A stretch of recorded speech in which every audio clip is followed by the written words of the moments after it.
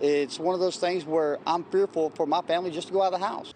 Murders in Houston started to spike in a big way after Joe Biden became president. Why is that exactly? Very simple answer. Joe Biden opened the southern border. The world is coming to America's shores. Why? Because they're fully aware that the Biden administration is rewarding foreign nationals for violating our federal immigration law. It is an invasion.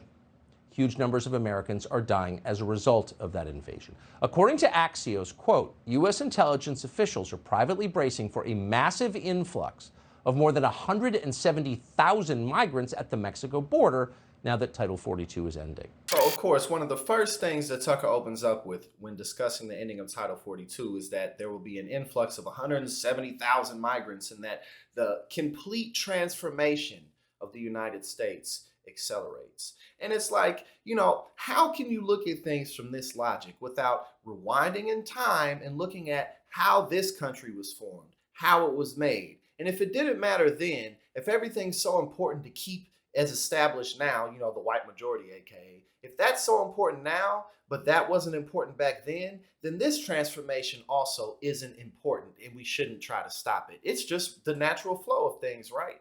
Because no, of course, there's no arguing about what this is. It's just racism. It's just on its sleeve. It's just Fox News doing what it does, but they're getting more and more and more blatant with it because they know that their time's running out. So, again, he says things this blatantly racist, and it's like, well, if the past doesn't matter, then this don't matter either. Let them flow. So we've been very passive in the face of this. People make grumpy noises about it. No one's done anything. How should we respond? With the U.S. military. That's why countries have militaries to stop invasions. And this would not be a hard invasion to stop. Our military could seal the border with Mexico in days.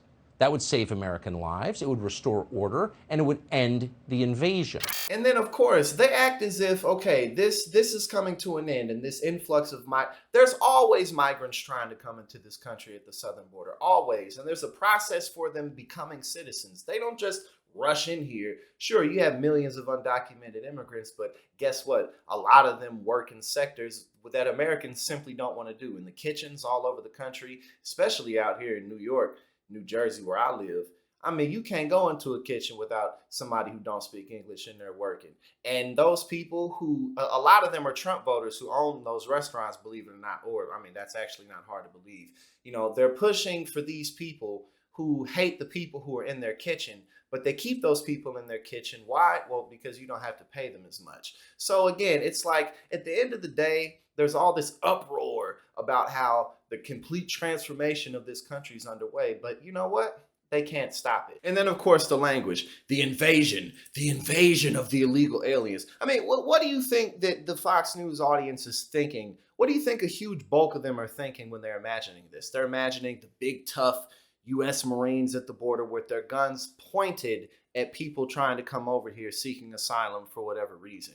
But again, there's already a system. And I mean, it's really getting worse and worse. Like, Fox News obviously was started to be a Republican propaganda outlet. But I keep telling y'all, the further along that time goes, the worse that this party is going to get because their time is running out. So expect the worst. The 2022 midterms obviously are here.